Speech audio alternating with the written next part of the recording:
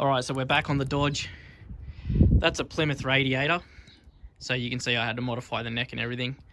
I do have a proper Dodge one here. Came from the second owner of this car, but the sides come off. So I'm gonna get that fixed. And we're gonna weld in the 4-link completely, clean up all the rust, weld it in. We'll get it painted. And then, yeah, after that we can start on the exhaust. So we'll see how far we get, but they're the two jobs for this episode. Yeah, I'm the one to get it, bruh. I swear to God I'll get it, bruh. Hey, I ain't never giving up. Yeah, I never give up. I got this, man, I got it. I will not quit, I'm on it. Never rock it. Got the block lit, I'm toxic. Spitting logic, make them nauseous. Honest, can I stop this? Never cautious, drop it. I'm the hardest. Knock, knock, bitch, watch it. I'm the fucking king of rock, bitch. Poppin', spitting hot shit. I'm dropping, chronic. I think I'm motherfucking lost it. Alright, so if you're only just tuning in, I've got a 47 Dodge Special Deluxe that I'm going to be, well, resto modding, I suppose you'd say. So let me just do a quick little walk around of it for you, well, the chassis so far, and I'll point out everything and we'll get you on the track. Alright, so as you can see, there's a 4-link. We're coming around. I was going to use the original 16 Steelies, but I've decided to go to a smaller 14-inch to get it lower. You can see the remainder of the 4-link there. Coming around, it's still got the 3-speed transmission and the flathead 6 that came in it. This is the Plymouth radiator. You can see there's new fuel lines and everything here and brake lines. Coming around, and we've rebuilt the carby and everything like that. Rebuilt everything, it's all ready to go. We've had this running on the stand, and yeah, back around to the rear. So like I said, it's a Plymouth radiator in it, but I actually got in touch with one of the old owners of this car, and he had some parts, some back windows and radiators and everything. So let me get this one out and I'll show you the difference between the two and why I'm going to put the original one in it instead of having this one that's been modified to go in.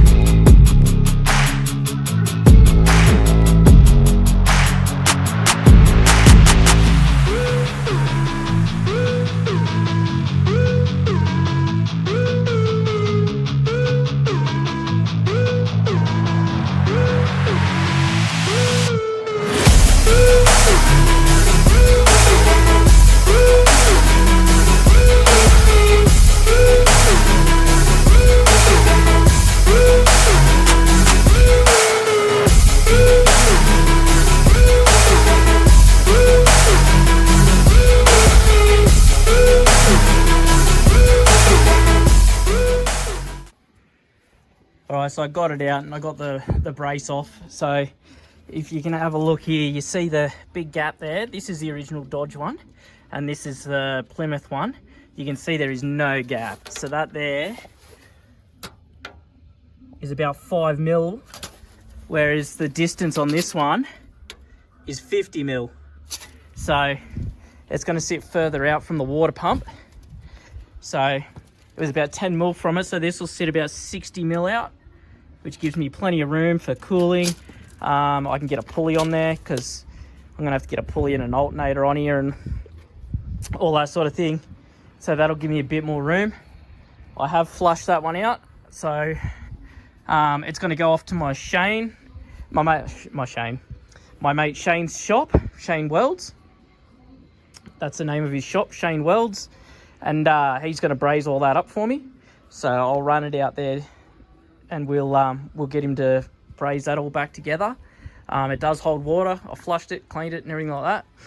Shame I spent so much time polishing that, even though I sat out in the weather for God knows how long. But anyways, I'll put that on the back burner as an emergency one, and then yeah, we'll put that one in. All right, so I'm just running the radiator down to Shane Welds, and he'll fix it all up for us, and then I'll get it back. We'll paint it up and we'll we'll fit it to the chassis. So here's a couple of videos on just what Shane does and everything down in his little shed. So if you're local and need brazing or welding or fabrication done, go see Shane. He actually does some pretty cool, builds some pretty cool stuff. He built a little motorbike out of 2 Volkswagen guards and that. So yeah, if you need work done, go see him. But anyways, let's get that. We'll wait for the radiator to come back. So here's a couple of videos of him fixing it.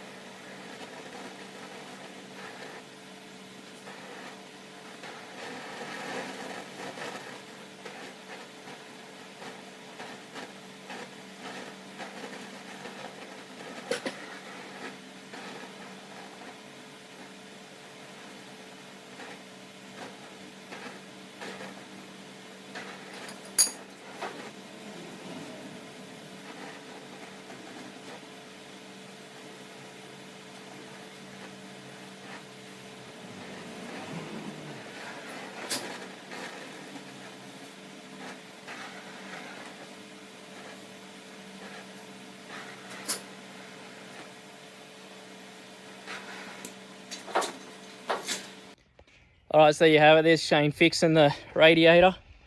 So let's have a good look at this thing, and we'll get it cleaned up and painted, and we'll put it back on the car. So you can see where he silver soldered it there and underneath here. So that's nice and solid now, which is what we're hoping for. And yeah, we will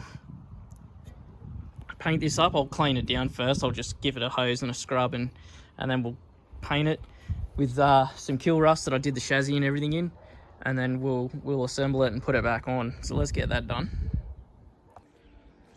All right, so it doesn't look any different now that I've scrubbed it down, but anyways, let's go ahead and we'll get this painted. There you go, done. Hey, quick and easy. So both sides are done. So I'll wait for that to tack off and dry. We'll put the frame on, and then we'll put it back on the body, and we'll go from there. All right, so as you can see, I've got the radiator sitting in the frame. So I'll throw this on the chassis. And this would be a good opportunity for you guys to jump on over to the store. If you have a look on the YouTube channel at the bottom of the page there, you can see where all the shirts are and everything. So we've got clothing out now. So why don't you just flick on down there and get yourself a shirt while I put this radiator on, and we'll have a look, and we'll put the hoses on, and we'll go from there. So flick on over to the store, have a look at the shirts.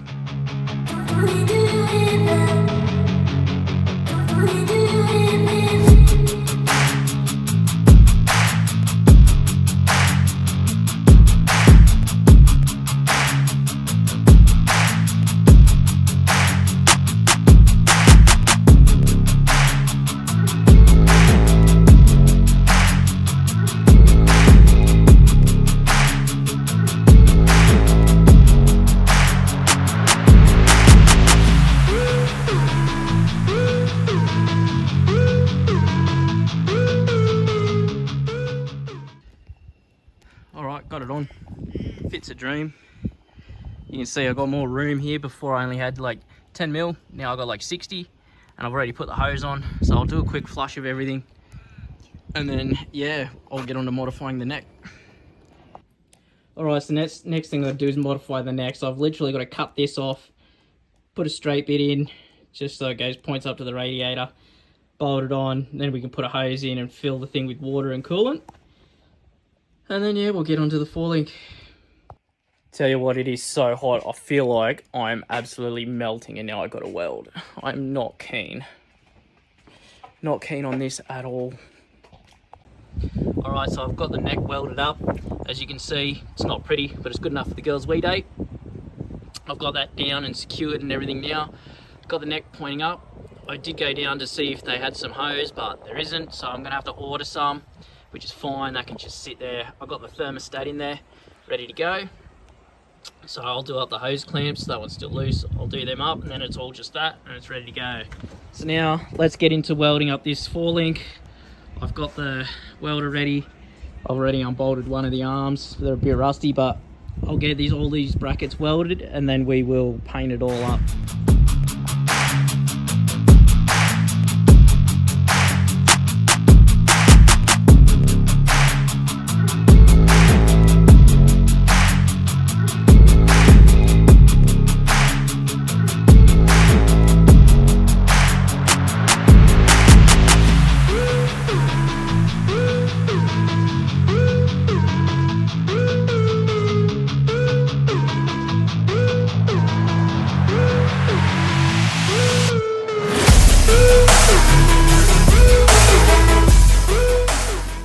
Alright, so I've got the tops welded on.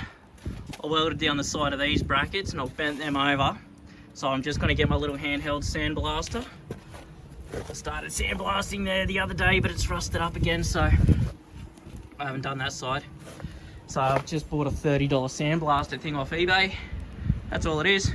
Chews more sand than anything, and I'm just using fine grained bricky sand actually, and it seems to be doing the job. So 11 bucks for a 20 kilo bag, and you know, dried it out and put it through the gun, and it seems to work. So all right, I'll keep going and we'll see how we go. I'll let you know when I'm done. All right, so I've got the arms hanging up because they're drying from paint. It's all I could, the only place I could hang them. I've already fitted one to make sure all the brackets were still where they should be, and they are. So I guess I'll start bolting this thing back together, and we'll get this off the crate, and then that'll probably do this episode, I think, unfortunately, because we couldn't do the filler neck because there's no hose anywhere in Kuma to fit that. And yeah, all right, we'll bolt this together and we'll see how it all looks.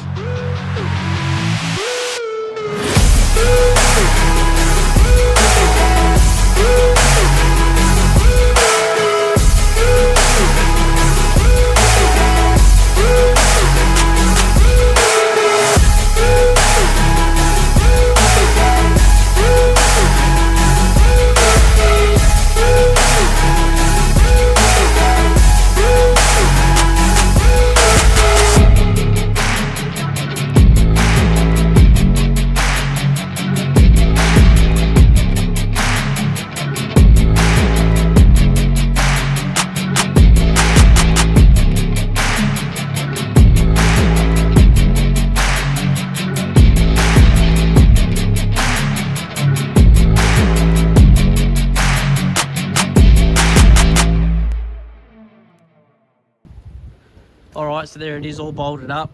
Got the top links on, it's all painted, everything's all nice and everything where it should be.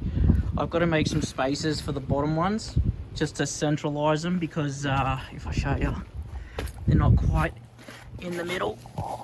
See, I don't know if you can see down there, wait, zoom. Yeah, see? So I'm just going to make some spaces for them, get them centered and everything like that, and then yeah, that's pretty much the four-link done. So that's probably going to do it for this one anyways. It's only short and sweet and everything like that. So in the next episode, I'm probably going to get into the exhaust. We'll start getting that fabricated and done. And I've also got to try and modify to fit the clutch pedal and everything properly too. I've got a couple of bits for that to make it fit, but the problem is trying to find parts for this. It doesn't happen. You just can't get them. Like, I'm still trying to find a pulley for the water pump, but no one has them. So I'm going to keep hunting for parts and stuff like that, and otherwise I'm probably just going to have to fabricate most of this, unfortunately. But yeah, next episode I'll probably get into the exhaust on the Dodge, and yeah, we'll go from there. Hopefully I can get most of that done. And I'm not going to be using tons of material or tons of new material. I'll basically just be trying to use bits of old exhaust and stuff like that. You know, it's a rat rod. So, yeah, it doesn't have to be flash. I did notice it's got an oil leak now. So, I'll have to have a look at that. It's just, I don't know. It all keeps happening. So, but we'll keep plugging along. So, yeah, anyways, if you made it this far, thanks. And if you can hit the subscribe button, it helps. And, yeah, I'll see you guys in the next episode.